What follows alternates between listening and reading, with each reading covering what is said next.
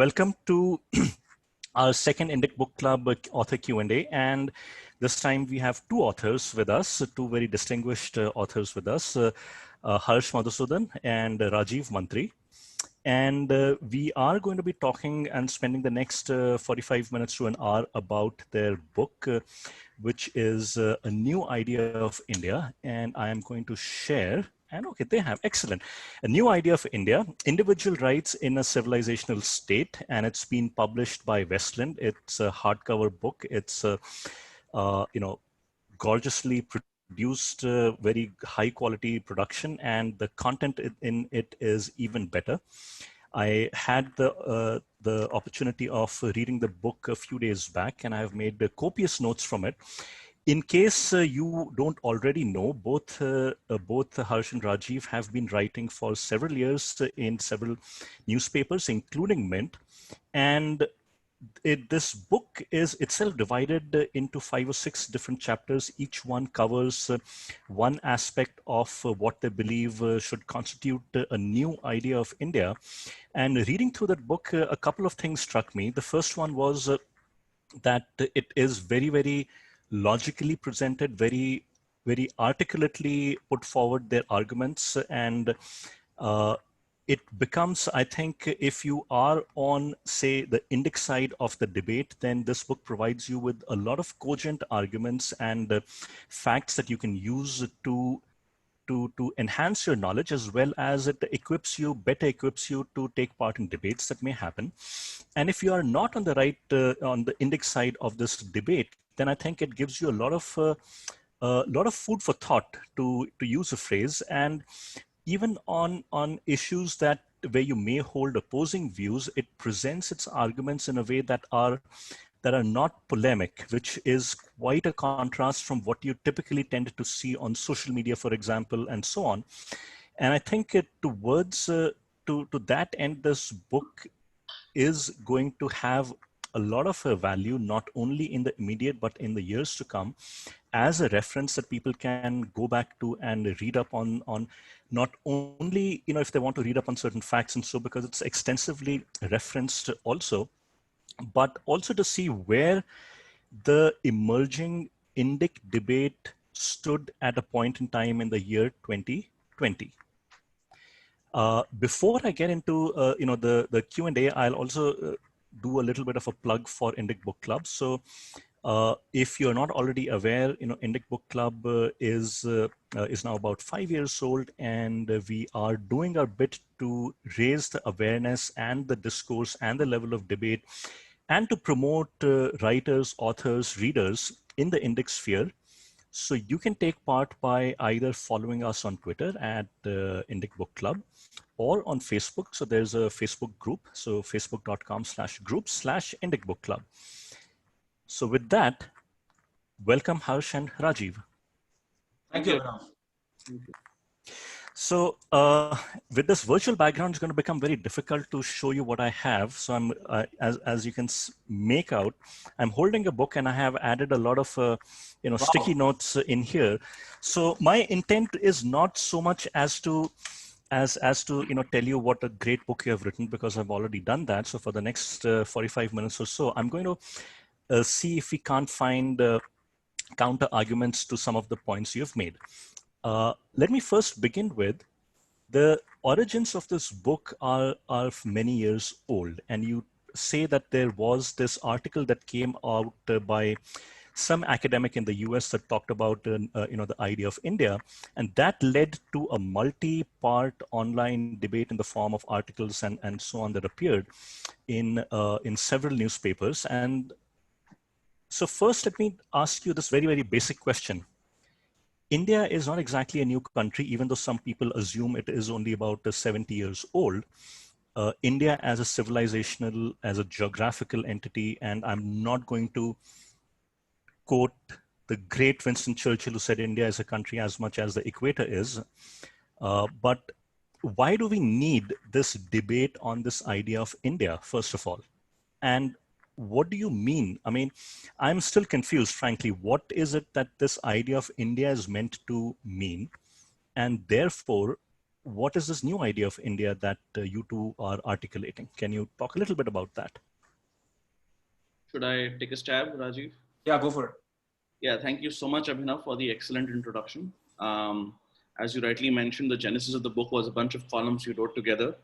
The most prominent ones being the debate with Professor Ashutosh Varshney of Brown University in Mint, Indian Express, and other publications about what he saw that the idea of India in his sense, or in the Nehruvian sense to some extent, would be they must see minorities as minorities, perhaps over and above as individual citizens. The group rights are very important in his imagination of the idea of India. And that's the point we kind of took on and say that's not what our idea of India is. Our idea of India does not believe in fixed group identities. It believes in individual rights and duties, but within a civilizational context.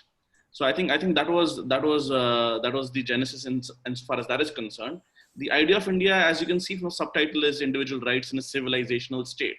So we are saying, as you rightly mentioned, that India is not 73 years old. It's a many thousands-year-old civilization. So that's the first part of the book. First chapter. The second chapter is this civilization is now converting into a nation through the agency of a democratic, unified, autonomous, sovereign state.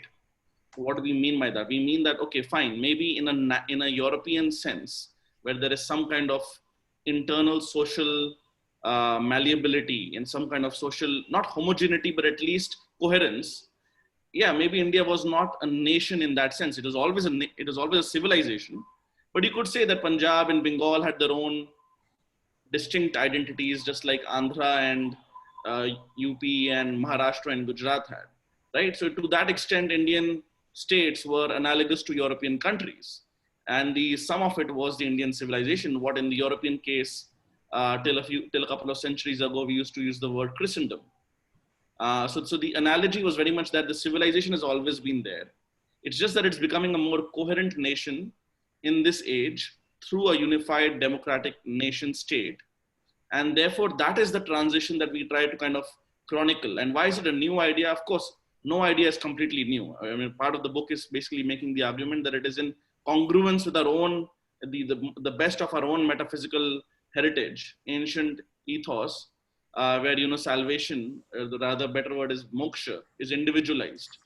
So the idea is that, looking at people as individuals who make their own autonomous decisions, as opposed to groups, is not somehow alien to India. But having said that, because Nehru's state, to some extent, and we do try to make a distinction between Nehru and Nehruvian, and let's therefore stick with Nehruvian. Nehruvian state saw us as kind of a post-colonial entity, which was kind of born out of the British leaving, and there was a convenient blind spot about partition, and therefore we have to constantly argue about idea of India because only 73 years ago, which is 2 orders of magnitude less than the civilizational age of India, if there are large parts of India which are no longer India, then of course, this is something we have to discuss. So that Nehruvian state saw it as a post-colonial state, kind of forgot the civilizational partition angle, and then kind of turned around and did what the British were doing, divide and rule in the name of group politics. So to that extent, we are saying, against the Nehruvian idea, Rajeev and I are saying that there is a separate way of looking at things, which is look at us as individual citizens, while within the rubric of a civilizational state. So it's not a fancy way of saying liberalism in India.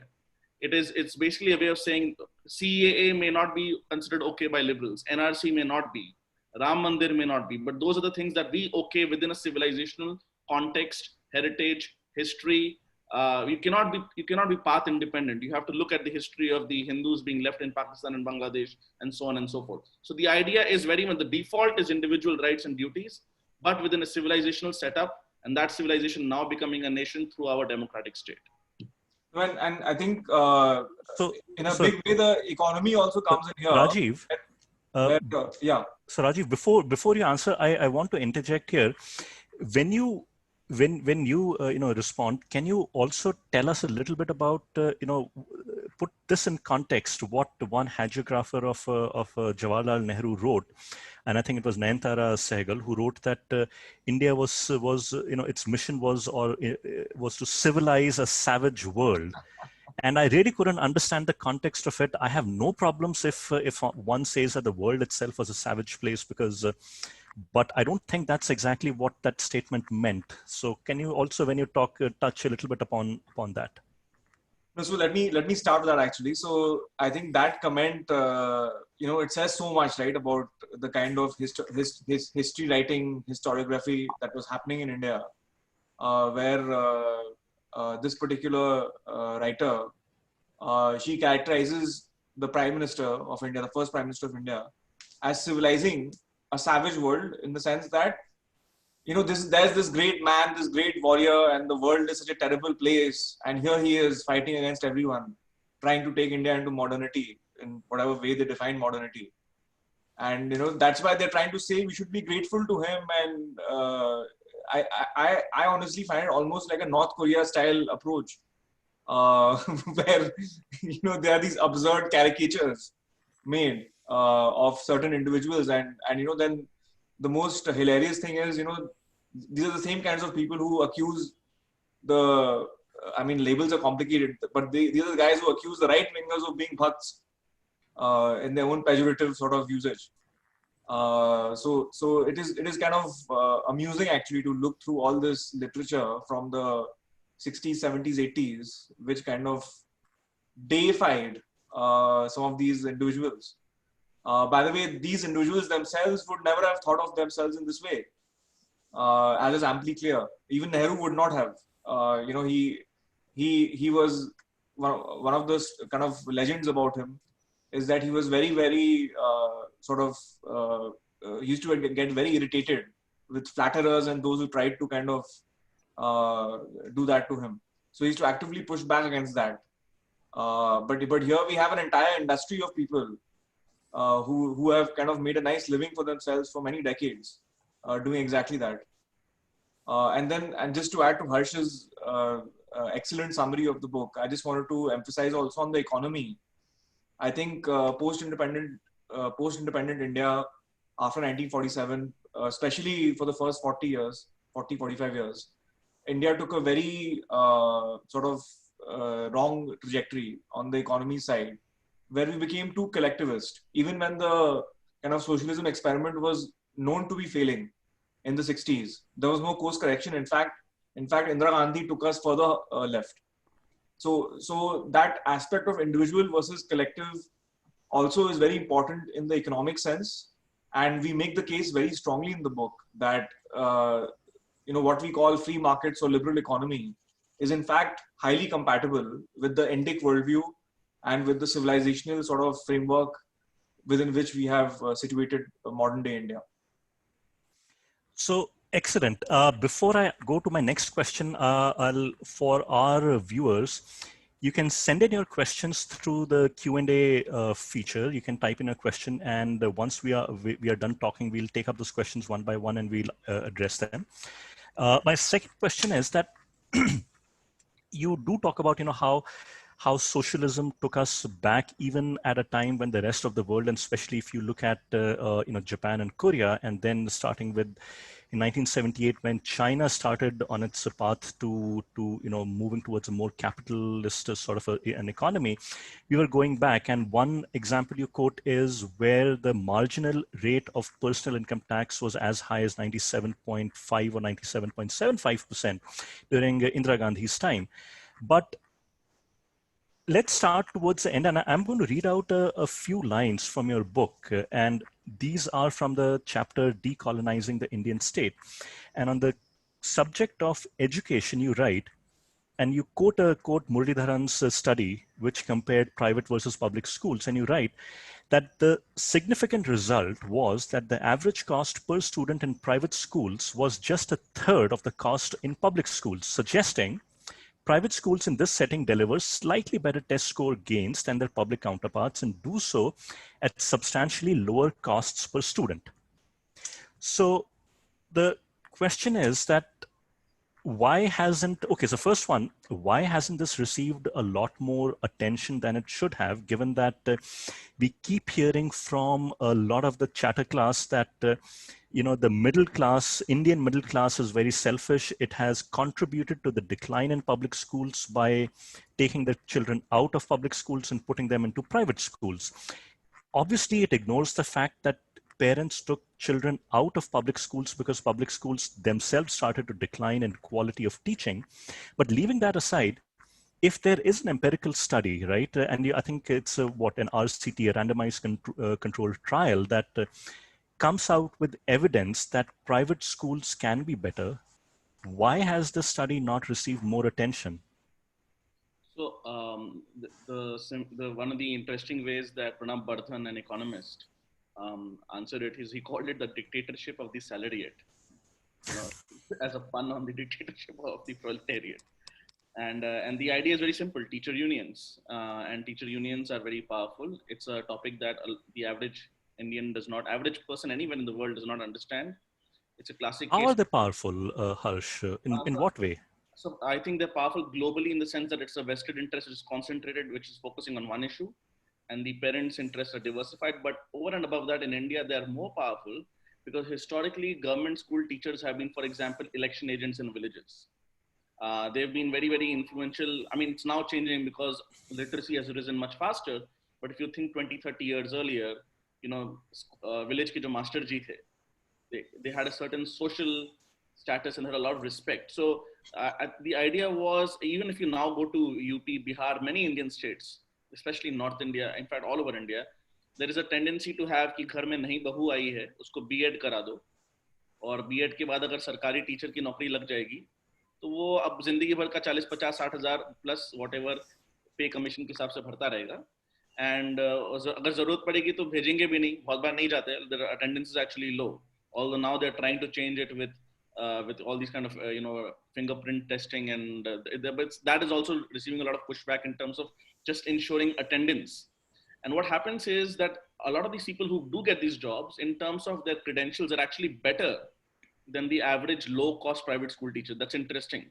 In terms of the credentials, they're actually better, but in terms of their performance, they're much lower because they have zero incentive to get better promotions or bonuses, and absolutely no fear of getting fired. And what happens is there are a lot of para teachers, which are basically temporary contract teachers. This was introduced during Atal Bihari Vajpayee's time. And they are always fighting. If you go to any state politics at the local level, they're always fighting to become regularized, they call it. Because, you know, unko mil raha hai 10-15 hazar mahine ka. And the teacher who is teaching on the government permanent staff level, he's getting 50-60,000 rupees or even more. And so the 10-15,000 rupees guy can be fired anytime because he's not on the proper permanent pay scale. He's not on the wage books. So this is the politics, this is the political economy of it. And the point is, it's very difficult to dislodge this unless some leading politician makes it a personal issue and goes out of the way. Is this happening? And I also add to that, in any state? There is also, I think, a broader fundamental issue is that a lot of politicians, even a lot of parents, I think, you know, some of them who like to moralize about schools not making money and so on. So a lot of people, you know, schools don't, students don't exist for the school. The school exists for students. So, you know, when we kind of, we glorify public school, hona chahiye, aisa hona chahiye, this hona chahiye, that hona chahiye. But the point is, what is the efficacy? What are students learning? And as you said, if you compare the outcomes, versus the outlays, the answer is very clear. The government should be funding not schools, but students. If there should be public funding, let's direct that towards students. And I just want to quickly add to that. I mean, and you talk about vouchers. Yeah, exactly. And you talk about vouchers as one method. So Abhinav, that's absolutely right. Vouchers is basically a way of having school choice or individual choice in competition, whereby parents get some kind of voucher, basically, where they can reimburse that at any private school. And if the fees are higher, they can always individually top up, or if it's not required, they do not have to top up. And the idea is, as Rajeev rightly mentioned, the government's taxpayer money for the poor students and the poor parents' children should follow the student and not follow the school. And if you look at this reports by Pratham, which the ASER reports which come out every January for the last year, and they're only focused on rural India, there is a clear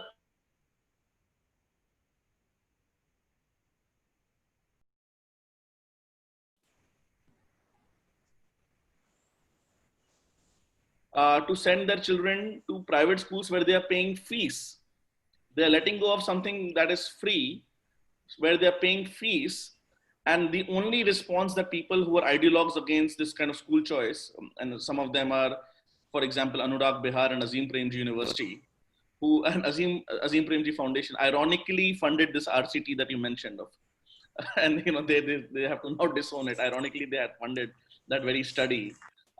So their basic idea is, oh my God, there is an idea that says government schools are required for socialization of children into citizens.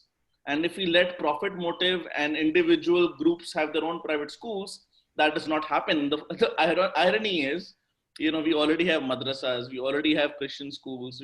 I mean, the entire RTE, I'm sure we'll discuss that, and the minoritarianism and all that about it.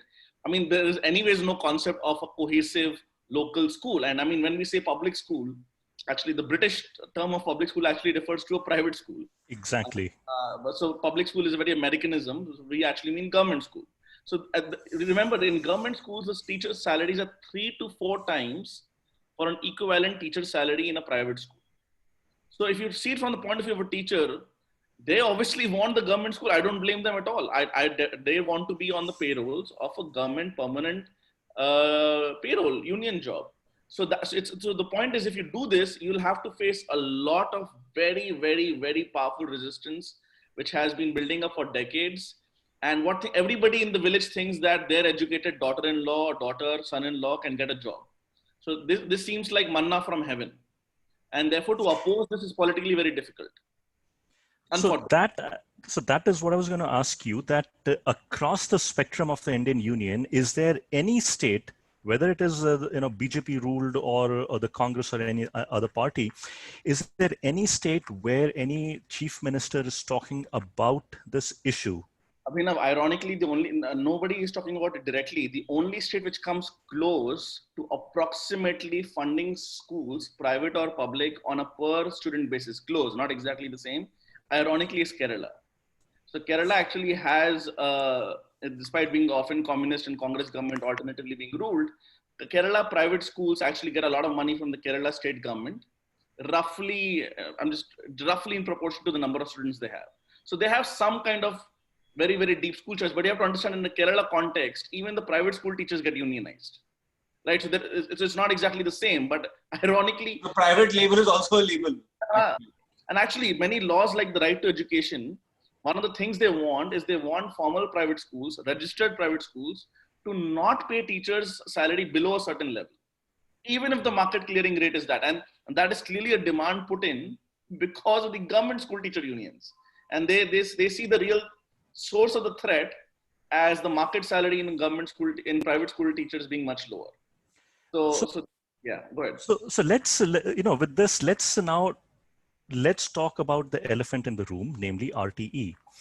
And one of the first things that the UPA, the UPA government did when it came to power in 2004, and I call this as one of the most thoroughly prepared legislations that I can recall, albeit in a very devious, destructive sense, but still one has to give them credit that they planned the destruction of the Indian education system very thoroughly.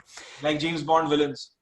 Like James Bond villains, except that in this case, the James Bond villain seems to have won. But leaving that aside, the 93rd Amendment, right, that you talk about in your book, it was meant to do two things. First of all, it was meant to nullify 2 Supreme Court judgments. And the second one was to take any judicial challenge to the RTE out of the scope of the court. So the courts would have to rule in favor of the RTE. So a lot of people don't realize, the 93rd Amendment was the foundational stone behind RTE. And the second thing that people don't realize is that the RTE has been one of the most destructive legislations when it comes to the Indian education scene. So let's start first with why was the 93rd Amendment so crucial to as a precursor to the RTE? Should I go, Rajeev? Yeah, sure. So again, I have not looked at it in much detail of late, but from what I remember, the 93rd Constitutional Amendment was meant to facilitate the OBC reservations. But what had happened, it became an omnibus kind of constitutional amendment, as you rightly mentioned, and they passed these kind of other enabling elements in it, so that minority private schools need not face reservations, and even unaided majority schools need to pony up their seats I think there were like 3 or 4 words in it which basically exempted minority schools, which was, I think, in the main sort of one of the main operating clauses. It said other than minority Yes. institutions. And what happened is the So it BJP, kind of exempted all of them. and it is a very, Rajeev rightly mentioned, a small part of it, but the BJP actually said, we do not want to vote for this particular part of the amendment. But obviously, the Congress was in power, and the Congress said, if you're voting against it, vote against all of it. And are you really against OBC quotas? So that was the political context in which this passed. Now, as you rightly mentioned, there were earlier judgments which kind of it nullified. And the funny thing is, this kind of constitutional amendment did not go against the basic structure doctrine.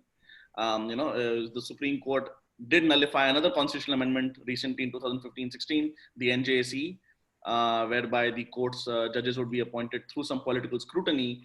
But this, for example, in which even unfunded Hindu schools would be forced to have quotas, but even funded Muslim and Christian schools would be exempt from it. Something as blatant as that did not pass foul of the court's basic structure doctrine. It's something to remember how ridiculously arbitrary the basic structure doctrine is, but I'm getting distracted for a moment here.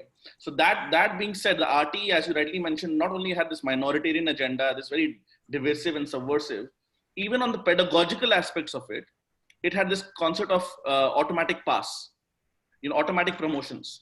And that has been only recently reversed. And that, I think, has been... I think till class 8, no one could fail. It was like that. Correct. I don't think there has been single more destructive idea in Indian educational public policy ever. Even ignoring again the minoritarian aspect of it, all the constitutional legal aspects of it, because kids are kids, and this idea that the world is somehow unfair, but we'll make the school fair and people will somehow study on their own. There's no need for competition. There is no incentive, no fear. It just does not work. And I personally think that's one of the reasons that we saw a lot of these scores falling in Pratham reports. There are other aspects as well. I think was actually the RTE result showing. There are other aspects we can discuss it.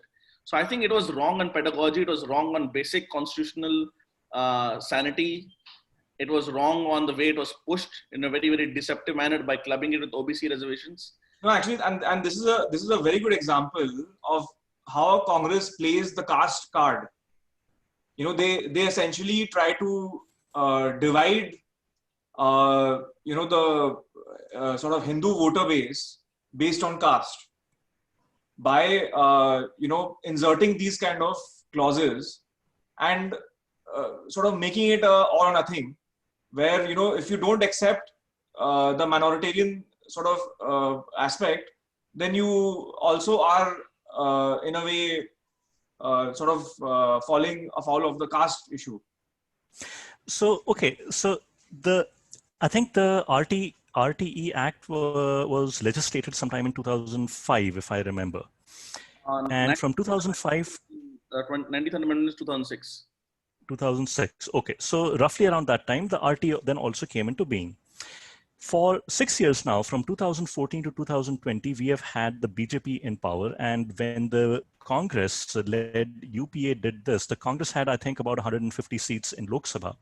2014, the BJP came to power with 282, 283 seats. They returned to power with an even greater majority of 303 seats in the Lok Sabha in 2019.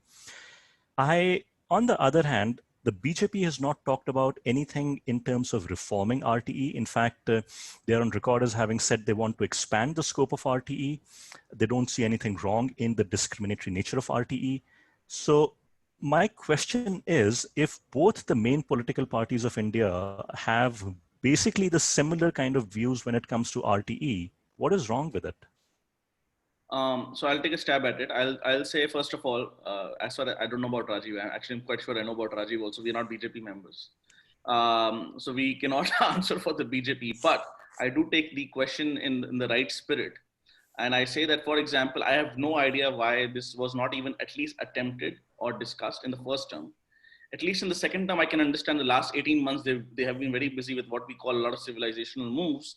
So, it becomes, it's more, okay, acceptable in context for the moment, assuming something happens on it going forward. Now, just to be fair, you're absolutely right. They now actually want to extend it to class 12th. There is some talk of even extending it to kind of nursery, pre-nursery. So there is a bit of an issue where they are conflating this access part while not really, I've not said if they're okay with the discrimination part. Maybe, I'm not sure they've said it explicitly on record. I'm being a little provocative here. So they've definitely praised it in toto. I think that's a fair criticism. But I don't think they've specifically mentioned that part as being good, as far as I know. So I think the latest news, I don't know if you saw it out of Assam, where they've just said that Yes. they'll ban all madrasas getting state funds. Government funded, yeah. Government funded. And they've just to be again, to be fair, they mentioned that all Sanskrit schools also, there are not too many of them in Assam state getting government money.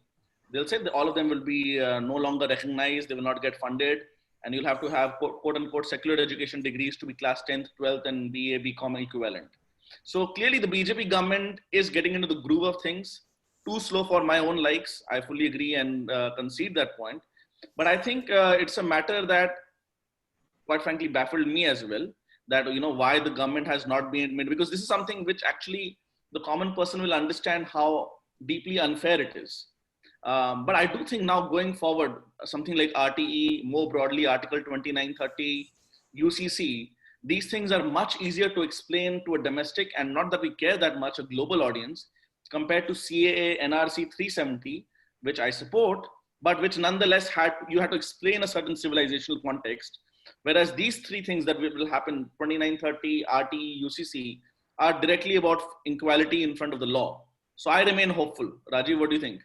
No, I think the other reason, to be honest, my assessment is there is a strain of thinking which believes that people should not make money in education, which is actually very hypocritical, actually, because all these schools and universities are making money.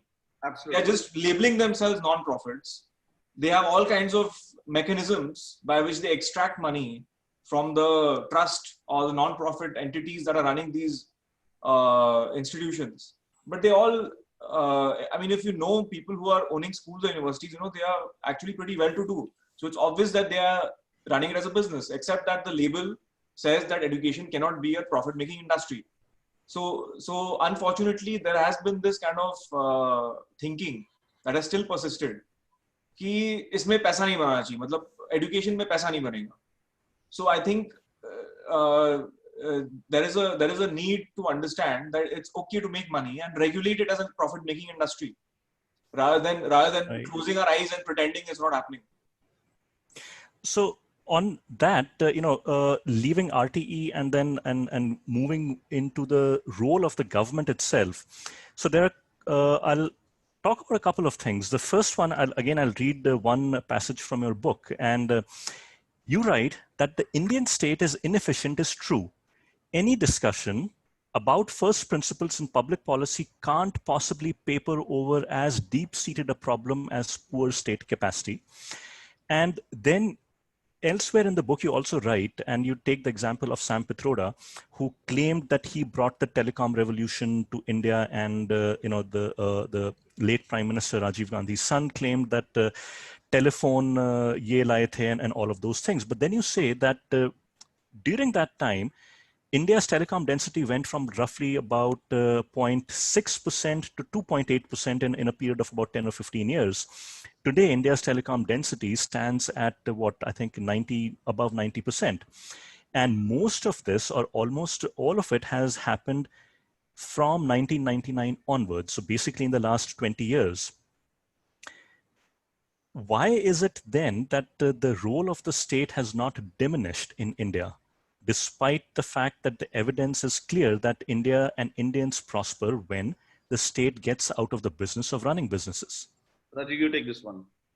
Yeah, so I would say, there is, I would say, first of all, there is not enough awareness or understanding on what causes what. So, I think generally there is a mistake which, whether there are kind of analysts who are writing in the media, or whether they are kind of full-time politicians, I don't think they study really in the depth that should be studied what has worked, and do their kind of takeaways from it.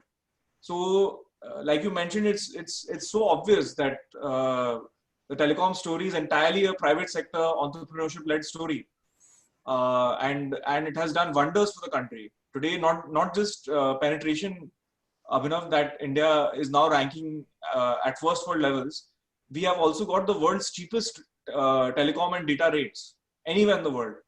And as a result of that, everybody, every section of society, every kind of individual today, I mean, not practically everyone can afford a phone and a connection. And, you know, we all remember the days when making a long distance telephone call was such a luxury. You had to shout it It into your phone was. to get. It Yeah, was. I remember in the early 90s, a long distance, an STD call, as it was called, from then Bombay to Delhi would cost 60 rupees a minute. So we all had to wait till about 10 p.m. when the call rates were 1/4, and if you would then spend 15 rupees a minute. And this is, mind you, not today. This is about 30 years ago. So you can imagine, and if you, if you equalize and normalize for earning levels then, absolutely. so, I and mean, 60 yet rupees was what? It was probably equivalent to a few hundred rupees today. easily. So this is a conundrum that I have not understood, and I hope people, understand that the new idea of India has to include a very healthy respect for, for lack of a better word, it has to have a very healthy respect for the banya in Indian society. So No, and also even the aspect of, I mean, I would say even among the leadership, among even frankly professional policy analysts and academics, there is a certain fatalism कि बस हो गया, कैसे हुआ बस पता नहीं हो गया उस टाइम किसी ने कर दिया था, मतलब but there are, if you study that period between 1998 till about 2002-3, and you know, enormous credit to Atal Bihari Vajpayee ji, it just, like, this is all detailed out very well in an excellent book called India, the Emerging Giant by Professor Arvind Panagaria. So he's written in detail on this as to how the sector changed. And you can look this up in painstaking detail as to how blow by blow the government made it happen. So I'll just add a couple of points. I think Abhinav is important. I think first of all, I think yes, there needs to be respect for money making. I think there's a societal attitude change, but I think state capacity is also important. I'll give you a couple of examples. I think one point is, first of all, judicial capacity is important so that people can do business across castes, not just, I mean, when you use the word banya, I'm assuming you mean mindset more than any kind of birth-based kind of grouping. So anybody who wants to do business right now is unable to do business beyond, at least for small businessmen, traders, beyond their immediate family or social circle, because a lot of things happen on phone pay, a lot of things happen without a lot of record, even now for small businesses. And what happens is, when that is the case, people end up doing business mostly within their communities. I mean, an extreme case of that is the Jain community doing business in diamonds, from Gujarat, Bombay, and now Amsterdam, and so on and so forth. But there are less extreme cases as well. So we need state capacity in judiciary. But even for the example of telecom, right now as we speak, the ordnance factories are threatening to go on a strike. If they've not already started, they're threatening to go on a strike. Why? Because the government is saying, we'll simply incorporate you. And by incorporating, they'll just become PSUs. Their ownership will not change. Remember, the Vajpayee government did anything for what is now BSNL, MTNL, VSNL. Only later that some of them remained PSUs and some became privatized. For example, VSNL was sold to Tata. So the idea that while there's a war going on, public sector unions can get angry just over their incorporation. Ownership remains with the government, shows how deep this malaise is. It's not a sense of entitlement. Sense of entitlement is amazing. I slightly disagree with Rajeev in the sense I don't think it's a lack of awareness. I think it is tough to pull off these reforms. And as Rajeev, for sure, yeah, that's true. I don't disagree at all. It requires conviction, but then the conviction. My point was the conviction comes for a politician. Exactly. If people know and demand this, then obviously the politician follows what people want. One thing is from below public demand, as Rajeev rightly mentioned. Vajpayee ji did it. Manmohan Singh probably understood more economics per se than Vajpayee, but he couldn't do it because he did not have the guts, the political capital, the conviction to pull it off. So it's not just about understanding policies. It's a politically tough decision to understand, to sell, and more importantly, to take on. There's a famous video on YouTube about Lee Kuan Yew saying, that it's raining in the background, and he's saying the Singapore International Airline pilots wanted to go on strike. He's talking like, Don Corleone. He's like basically saying, I challenge them to take on. And they ultimately... I saw them and they saw me. When they saw me... They knew the fight is not worth it. The fight is not what they said. Let's meet in the street and let's fight. So I ultimately, think I think you've just set me up for watching The Godfather again for, I think, for the 100th time this weekend. But okay, so Atmanirbhar Bharat, a very laudable slogan, but it frankly worries me also because I see hints of protectionism creeping in through a very, very well-intentioned slogan. And I'll give you one more data point. I think it was in the 2019 budget, if not the 2018, probably the 2019 budget, that for the first time after VP Singh reduced taxes in the 1980s, the marginal rate of personal income tax crossed 50%. for us, So right? so if you take the 30% tax rate and then you take the surcharge that has to be paid if you're earning more than 50 lakhs, more than 1 crore, more than certain crores. I don't think it's crossed 50%, it's about 43%. It's 43% right now, including all surcharges.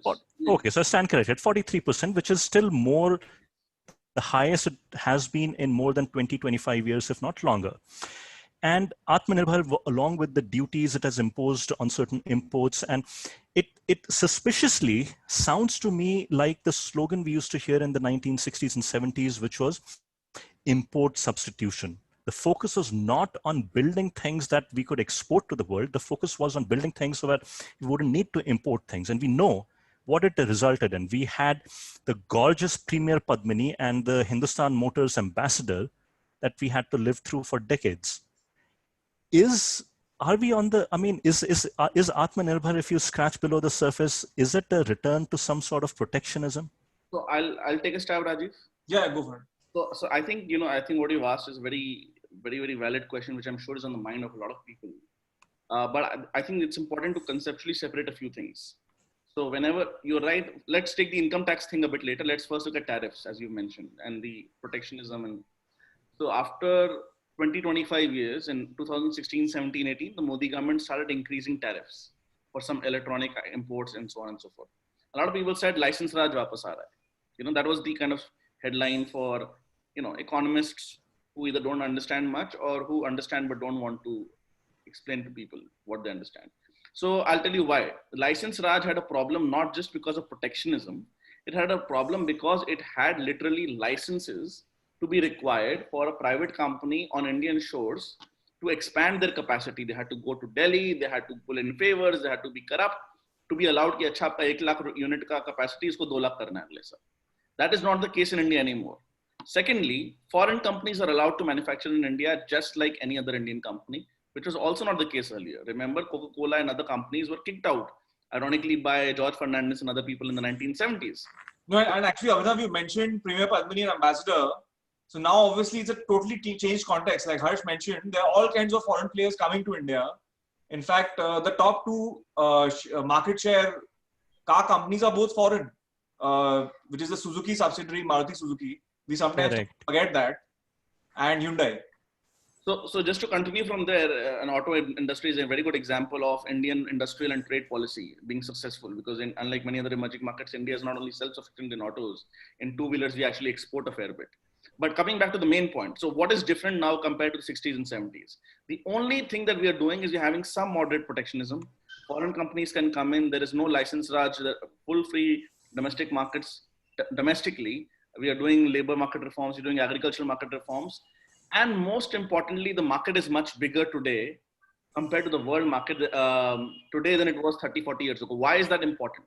What India is pulling off, maybe a Bangladesh or Sri Lanka cannot pull off, because any foreign guy who wants to be a global player has to play in the Indian market. And that gives us some leverage in the form of monopsony or some kind of partial monopsony powers that allows us to say, okay, we do not want you to just import your best products from South Korea or Vietnam to India. We, for example, India and ASEAN have an FTA.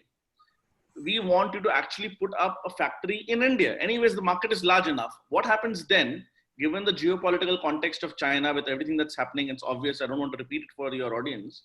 In that case, the global supply chains change a bit. Because if you're anyways manufacturing in India, then all the spare capacity, depending on the seasonal influences, you start exporting that. And if you see, GM actually left India, but GM still uses its India factory for exporting cars. Correct, Ford correct. is not in India. Ford is now within a JV with Mahindra. So we are basically using our size. We are having low interest rates. We're having a very, very competitive currency. We are having full reforms, including one internal market, thanks to the imperfect but still useful GST. A lot of reforms have happened. The only thing that we are giving a manufacturers is a slight leg up. But those manufacturers can also be foreign manufacturers so long as the manufacturer on our soil. So what in your mind would be a good empirical test of the success of Atmanirbhar Bharat, say 2 years from now in 2022? I don't know whether we can have a test in 2 years, but over 5 years, we need to have a higher percentage of gross value added from manufacturing. That's one way to, So would you then also say, and I don't recall, we could also consider, Harsh, India's share of exports in the world. India's share of manufacturing exports, but I think exports. More than exports, what I would want to see is whether, for example, right now, what are the biggest items in our imports? Besides crude, those can come down. Yeah. Electronic imports is a massive one. So, correct. can, for example, that come down? So I know it's only one sector, but we've gone from like 2 factories making more like assembling cell phones to like hundreds and thousands of factories right now. The Samsung's biggest factory now is in India. It's not in China. We are going the same way now with Nokia, and I'm sure in a few years, not immediately, Apple is much bigger, but in a few years it might happen with Apple as well. Except all the actually all the key Apple manufacturers are now Pegatron, Wistron, Foxconn. They're all investing heavily in India. And actually, this is a very good example. The way Rajeev mentioned the auto example, the auto versus consumer small electronics is a very good example, and we write it out I think quite well in the book, in the sense that we say in the auto sector, we had these tariffs, we had these industrial policies. What happened with electronics is we signed the World Trade Organization's ITA, Information Technology Agreement, in 1996, in which with one stroke, we went to zero tariffs in all these electronics. What happened is, in fact, we had less value add in this sector in 2000 than we had in 1990. So all the guys, for example, Bharti, if I remember correctly, was still assembling some telephones in the 1980s before it became a cell phone.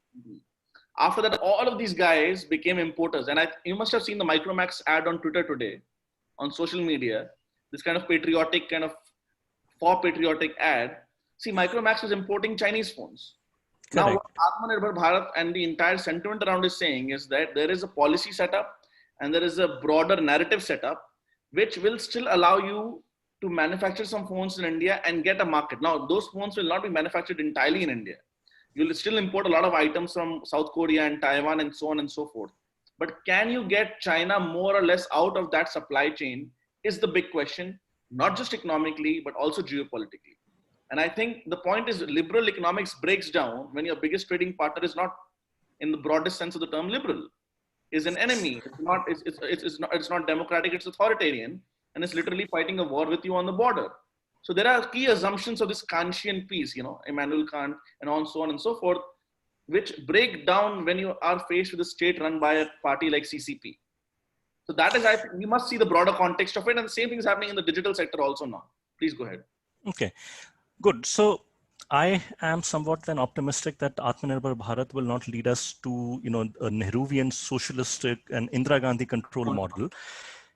Let's turn our focus now to to the one chapter that made me the angriest when reading the book, and even given my my views and my what I do, and it is called, I think it's a 3rd chapter. It's called Saving Secularism from the Secularists.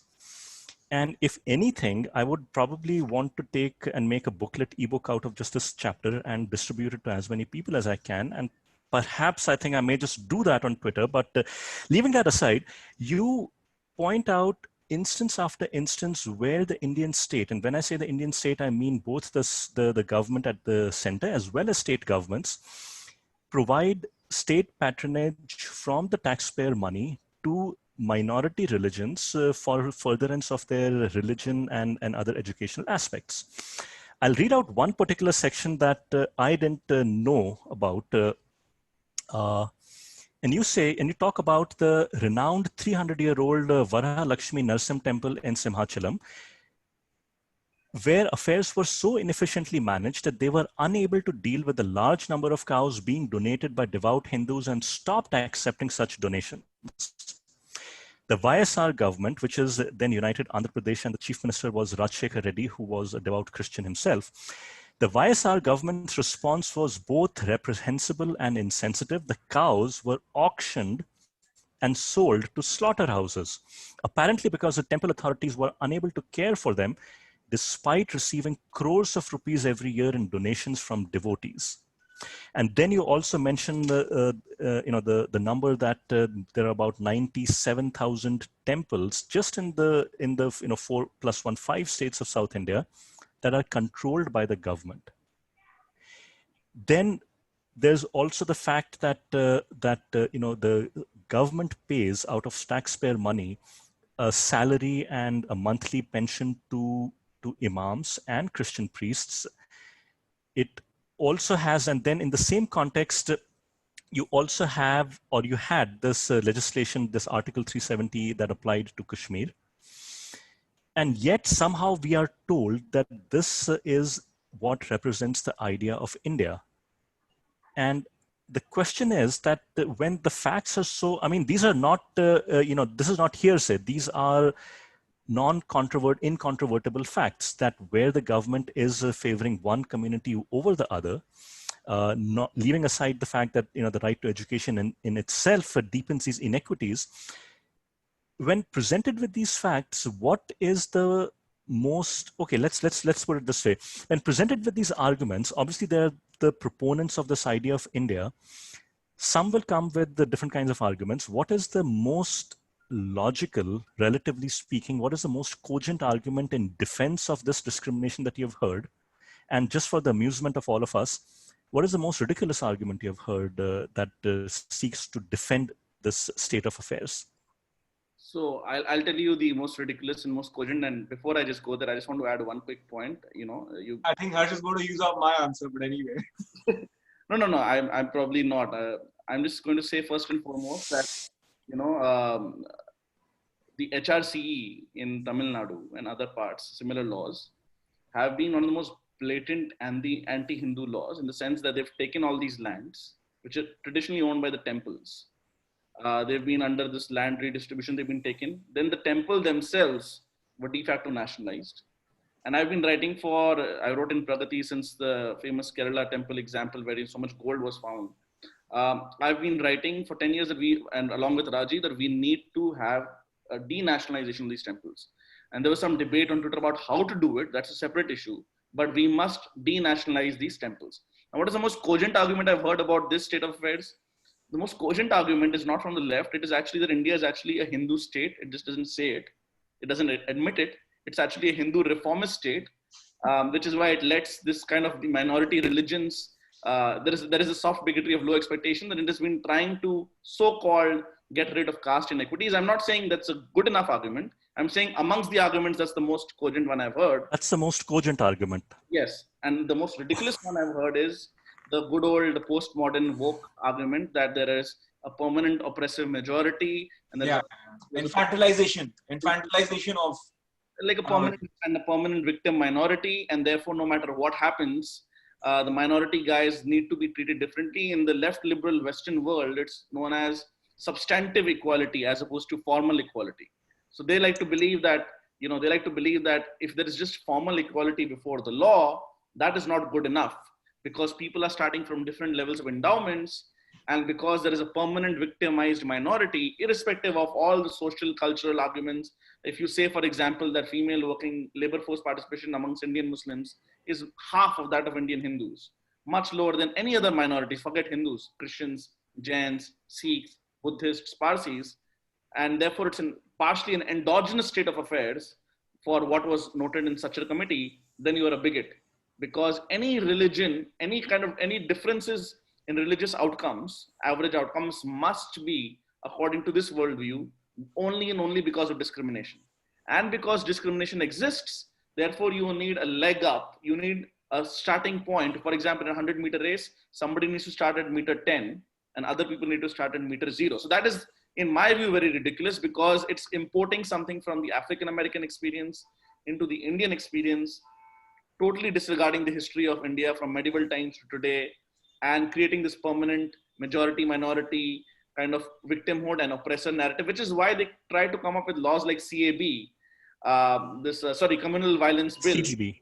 CVB, in which they said that no matter what happens, somebody from the majority is always the perpetrator, and nobody from the minority can be a perpetrator. I mean, of course, thank God this law did not pass, but that is the mental framework that is behind this.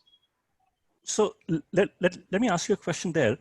That it is obvious that a lot of the legislative agenda in India and a lot of what we see as grassroots activism is actually funded by foreign organizations, foreign bodies. And this is clear from, as you just said, that the CVB was basically some leftist think tank writing the legislation for India. Is there any awareness among the people on the one hand, and even among our political and our bureaucratic class on the other hand, that they are, the causes that they are accidentally or otherwise espousing are not indigenous, but they represent a particularly virulent strand of intolerance from the West? Rajeev, do you want to take it? No, I think actually the awareness is there. It is just that these people are happy to play along. Sometimes they're happy to play along for a free trip to Europe or a free trip to America on a junket. That's the price. Okay, that explains a lot. Okay, I can live with that explanation. Okay, so I'll mention one other thing, and it is it's a sad statement, a testament on how much we have not progressed in the last 50 years. You write about Hamid Dalwai, who was a Marathi Muslim, and he was a radical reformist, you write, and yet he had to face a lot of ostracism from his own community. But more importantly, you write that as early as 1967, which is more than 5 decades ago, he led a protest march demanding that the government should end the practice of triple talaq. In 1967, mind you. 3 years later, on the 20th of March 1970, he founded the Muslim Satyashodak Mandal to bring about social reforms in the Muslim community. And then he spoke in March 1973, 47 years ago. He said that parda should be legally banned and family planning made compulsory. And his wife, Mehrunissa Dalwai, carried on this reform agenda of his. Why is it that we don't hear more about such people? What has happened in the last 50 years that has caused this community to look even more and more inwards rather than outwards? No, I would say, so the reason I think we don't hear about, I think Hamid Dalwai, remarkable Indian, remarkable community leader. In fact, the tragedy we have today is there are not enough Hamid Dalwais in India. And one other person whom we sort of write about, we quoted from his lovely autobiography, MC Chagla, him too. These are like model Indians for every generation, actually. But I think the reason we don't hear about them too much is, frankly, given the dispensation of the media, given the dispensation of the political class, it was never in anybody's interest to sort of say anything about them. Because the whole sort of push towards vote bank politics, towards stoking orthodoxy in the Muslim community, just would not be sustainable if you had iconic individuals like Hamid Dalwai getting better platforms back in the day. Or, and I'm sure even today there are people like Hamid Dalwai. But nobody really pays attention to them because simply it is not politically profitable to do so. So, Abhinav, what you've asked and what Rajeev has taken a first stab at it is literally the heart of the book. So the idea is there are minorities within minorities and minorities within majorities. People are individuals, first and foremost. So just because somebody is born with a label of Muslim does not mean he or she will necessarily follow the orthodox interpretation of Islam. And in the case of Hamid Dalwai, he had so heterodox an interpretation that he was a Muslim only in name. As far he was basically a secular liberal in the true sense of the word, and that made him completely a non-entity for his community, despite the community in public fora saying that we want a secular liberal India. So, that is the irony thereof. And, if I'm not wrong, his children faced a lot of problems getting married, and one of his children actually married a Hindu into a Hindu family. I think one descendant recently wrote an Indian Express article against the right wing being angry on the Tanishq ad. It's an interesting take, and one I'm not agreeing with fully, because I think that family represents an exception. But that she said that I'm married to a Hindu, the one of the descendants of Hamid Dilwai, my brother is married to a Chinese woman, and so on and so forth, and we are all very intermixed, and she said that right wing Hindus should see this not as love jihad but as ghar wapsi, because so long as any other god is worshipped, it is heterodox enough. But I'm not convinced by that argument, only because it's an exception.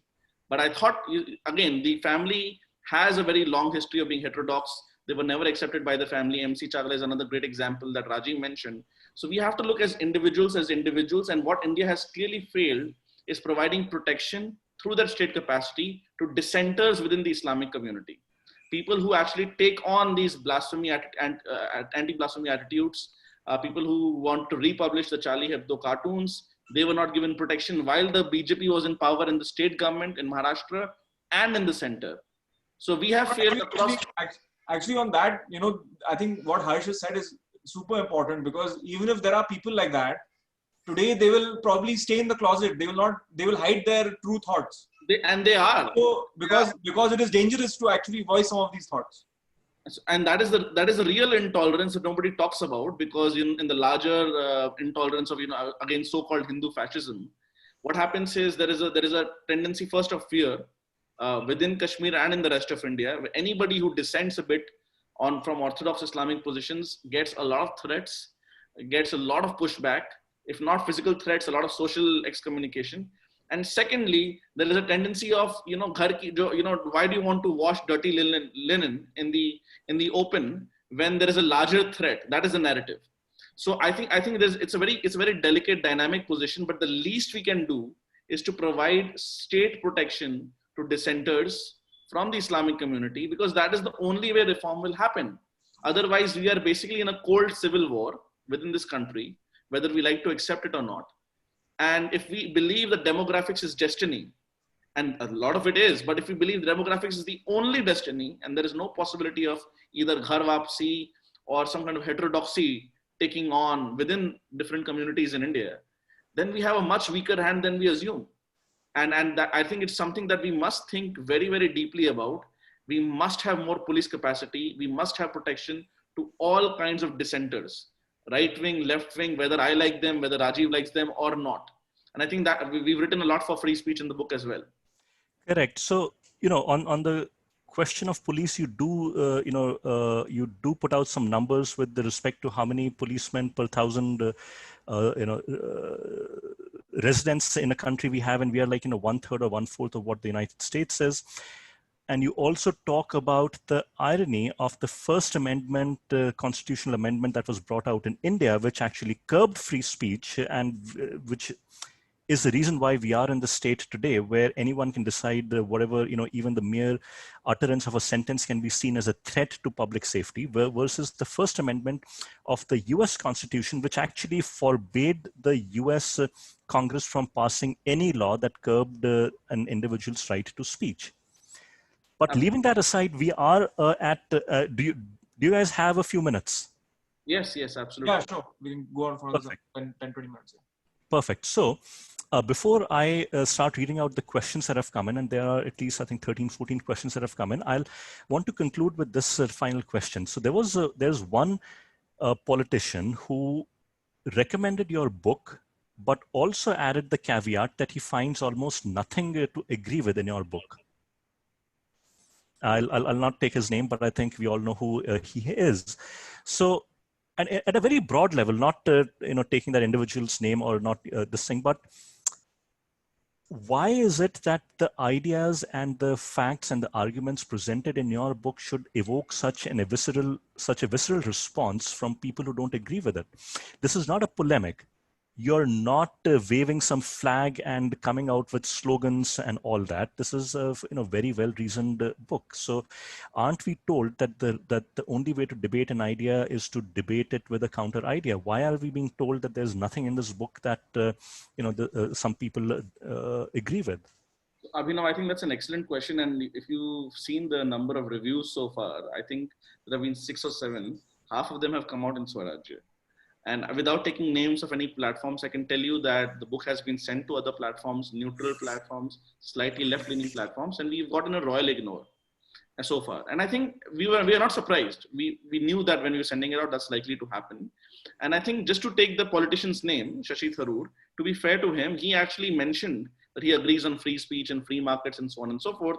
I'm not sure to what full extent. He said he does not agree with a lot of the basic assumptions and conclusions of the book, which he obviously conclusions were actually his words. He had to write because he comes from the Congress party. The book is quite critical of the Nehruvian state, so to speak. So, to be fair to him, and we are thankful to him for nonetheless, saying that the book is well written. He said, for example, it's a very well argued book. But I think the reason is this, and Rajeev and I write in the last chapter that the Indian left or center left, we don't like words like left and right, but because we're using it out of convention, that they're facing a singularity, that they're constantly losing for the last few years, political and intellectual battles. And unless they change course on key civilizational grounds, they are doomed to be absolutely irrelevant. What happens in a normal democracy, in a theoretical sense, there's something called a median voter theorem. The median voter theorem says that if the Overton window of the ideology of a country has moved to this one side or the other side, the party from which it has moved away from will adjust so that it gets back to the 50th percentile of the vote. Just abstractly speaking, there are obviously more than two parties and so on and so forth. The Congress party is actually going more to the so-called left, just like the country is going more to the so-called right. And then they wonder, why are we getting 40 seats? Why are we getting 50 seats? They're talking about personalities. They're talking about organization. The real issue is they're talking about grandmother's nose. Yeah, the grandmother's nose. The country does not trust them to be nationalist enough and govern in line with the key civilizational ethos. We quote Sopan Das Gupta's book, saying that till the time of Indira Gandhi, despite all the disagreements, the party still owned nationalism. Right? Bharat Mata Ki Jai, Vande Mataram were not seen as the Sangh Parivar ka slogans. These are slogans from 100 years ago. And most of the time, the Congress was in power.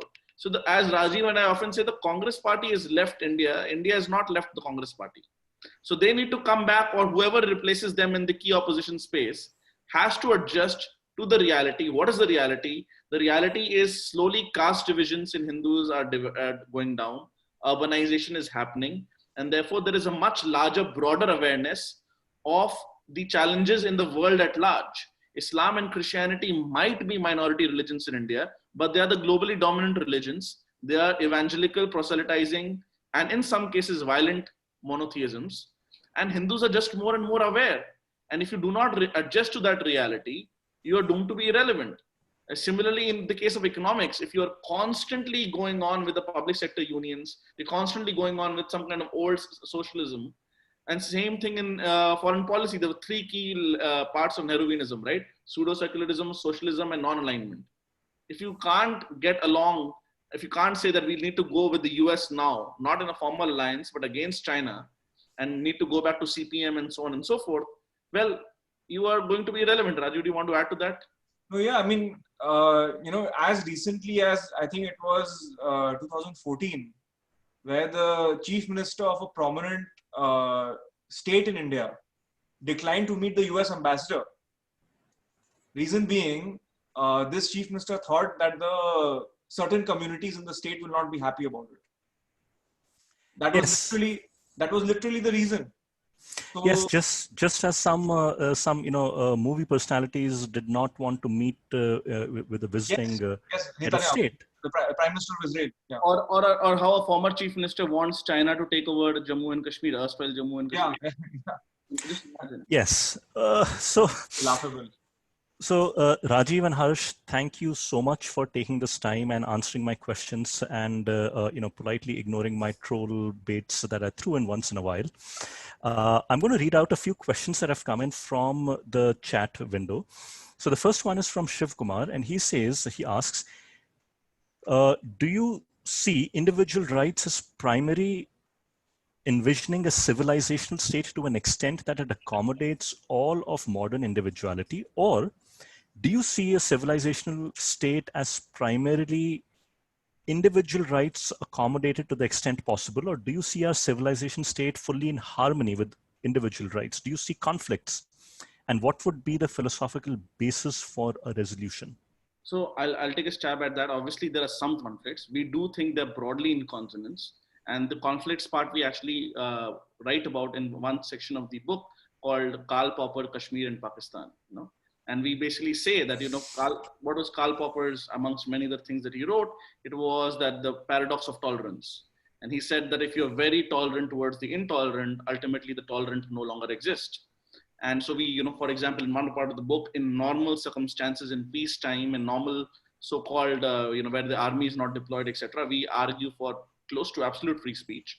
But we say it's understandable why in Kashmir, when 370 was removed and so on and so forth, you need to have some censorship because there's a lot of change happening. So we are not absolutists for individual rights in any sense. We definitely want the civilization to thrive, but we do think the civilization's core ethos, not in these boundary cases, being one for individuals attaining their own unique dreams. So it's like saying what comes first, right? So I think there are boundary cases where it breaks down. We definitely want the Indian state, which I think is the inheritor of the Indian civilization, for that to survive under no question and no questions asked about that. Abraham Lincoln suspended habeas corpus during the US Civil War. Now, the US historians tell themselves that their history is one of liberty. But when it came to the crunch, the first thing they suspended was individual liberty. But is it not true that they don't like individual liberty? No, it's not. So I think there are conflicts, but I think both go well together, but nothing can be compromised with this civilizational state going forward. So the next question is, what is or will be the position of the Indian civilizational state with respect to the outside Pan-Asianism, EU or ASEAN-like bloc, Atmanirbhar unit in United Nations? Rajeev, do you want to take it? No, so I think, so looking outside, I think obviously India traditionally, has been so big, it's of a continental size. So there's no doubt that when we compare ourselves to the EU, I mean, ASEAN, I think, is actually relatively smaller. But when we interact or look west to certain countries that have traditionally seen India as like kind of a small player, I think that will sort of change over time, because as self-confidence rises in India, as economic sort of scale increases in India, I think the West is going to deal with a very different country. Or for that matter, even the East Asian countries and Southeast Asian countries are going to see a very different India in the next 15 years. Because there will be the kind of assertion, the kind of confidence, which I don't think most countries are used to seeing from India. So the world is actually in some ways not prepared for that. So there's one question from an anonymous attendee. There have also been big funds allocated by current BJP government to madrasas, with exception of changes being in Assam. Do you think we are maintaining this model? Needless to say, Kerala government also funds large number of madrasas, and yeah, so I think that's the question. I'm not sure what. So I can take that actually on this point. So if you see, it is true that the Minority Affairs Ministry continues to exist for the last 6 years. It continues to see significant sort of budgetary allocation, and this government too has not really wound it down. Ideally, it should be wound down. We should not have religion-based welfare.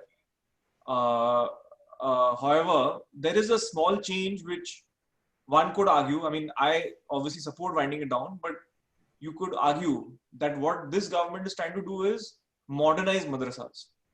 And in fact, even that is creating a kind of conflict with state governments. So if you see the case of Rajasthan, I think we have mentioned this in the book, where the Gehlot government in Rajasthan wants to keep madrasas as they are. They should continue as they are. They should keep getting that kind of whatever funding, doing whatever they're doing. But there was a kind of conflict when the union government tried to influence that and say that, modernize your educational methods and so on in some way. So you could argue that, the charitable view towards the current government is they're trying to modernize madrasas take it away from that kind of scriptural training, bring in some modern sort of education into that. The non-charitable views, obviously, yes, in 6 years, the funds have not been cut off to religion-based welfare. So the next question is, in the context of a modern state, is it possible for the state to completely move away from education and leave it entirely to the communities to take it forward? That would be in line with the civilizational ethos, but that decentralized approach has had its benefits. Even in the 1800s, when the British destruction had taken root, our education numbers were 40% literacy, might have been higher in the past. NEP 2 seems to move towards this decentralization. Is the government trying to overcome the hurdles of RTE through NEP? So I'll take a stab at that. I think, yes, that's true. If you read The Beautiful Tree, so what is the Dharampal? Dharampal, correct. Then some of these numbers have been, I think, come from there, and that there was much wider literacy than people expected because of this decentralized model. But I think so. NEP has tried to kind of take a stab at it. So what you ideally want is you want the government. So what we say is how much help versus how to help. So to the extent that there has to be welfare, there is a separate political or normative question, how much help? And there is a positivist efficiency-based question of how to help. How to help we discussed is individual school choice and competition and vouchers and charter school equivalents in India. How much help, it will probably come partially from the state government, partially from the central government. And the question of centralization there is probably more on the syllabus than on the running. So ideally we would want the teachers, parent-teacher associations at the local level to run these schools. That is difficult to happen completely in the Indian context. But to the extent that the local management is reporting to the local voters, that would be much. For example, in the US school districts, people pay the property taxes. And even though the school is quote unquote a government school, because it's completely overseen by the local parents, they cannot become that inefficient. The teachers cannot simply stop going to the school. Whereas what happens in this case is the money comes from, if you're sitting in Udaipur, the money comes from either Jaipur or Delhi. Nobody locally is paying any taxes for that particular venture or any other venture in rural India. That's one of the problems of governance in rural India, that we actually have no taxes at all anymore. And that's a politically unpopular thing to say. Because agriculture not being taxed. Agriculture is not taxed, plus there are no local property taxes. Yeah. In fact, many de facto cities or towns, actually rather, are resisting being classified as towns, because then they'll have to go into the municipality, set up, pay some property taxes, and they will not get village schemes earmarked for villages. So, even though Modi is perhaps the first prime minister who has this kind of neo-middle class and pro-urbanization bias, even he has to face a very uphill battle with this entrenched mindset of we will kind of tax a very small section of urban India and run a state, including all of rural India, with that. And that kind of model is actually breaking down as we see in front of our eyes. The fiscal reality is what it is. We need to broad base a tax base, but I'm getting distracted right now. I'm digressing. So next question is, we speak of the wrongdoings of any non-BJP government with regard to temples. Why isn't the BJP being pulled up for by the same people? And is it safe to assume that parties across the spectrum are interested in temple control? I'll take a stab at it. I think, again, as I mentioned, temples have to go out of the government's hands and controls, because waqfs are in private hands. Christian churches are de facto privately controlled. So obviously the issue in India now from this position is, how do we privatize these temples? Do we just give it back to the original families that were the priests there? And what caste implications that has in terms of, will any entry be banned? How will the monies be divided, and so on and so forth? I think so long as a framework develops around that, I think it's much easier to pressure the BJP governments on that. I think the question is fantastic. Right now, what is happening is, even I know a lot of people who are very pro-BJP, like Amar Govindarajan, Rangesh Sridhar, who've written columns together in Swarajya saying that we all want privatization of temples, but how do we make it more broad-based at a local level? And that has a lot of pushback. I had a debate with Nupur and Jayasai Deepak and others on Op India, and we ended up debating a lot of this temple architecture as opposed to caste. And I'm not saying that the one is the right solution or the other is the right solution. I have an open mind on that. But the question is, how do you denationalize and give it back to the communities away from the governments. And that is where a lot of local politics is coming up. And that is what is allowing the BJP governments to kind of continue the status quo. Great. So in conclusion, again, the book is a new idea of India, individual rights in a civilizational state. It's been published by Westland. It's come out in September, I believe, just a little over a month back. It's a fantastic book.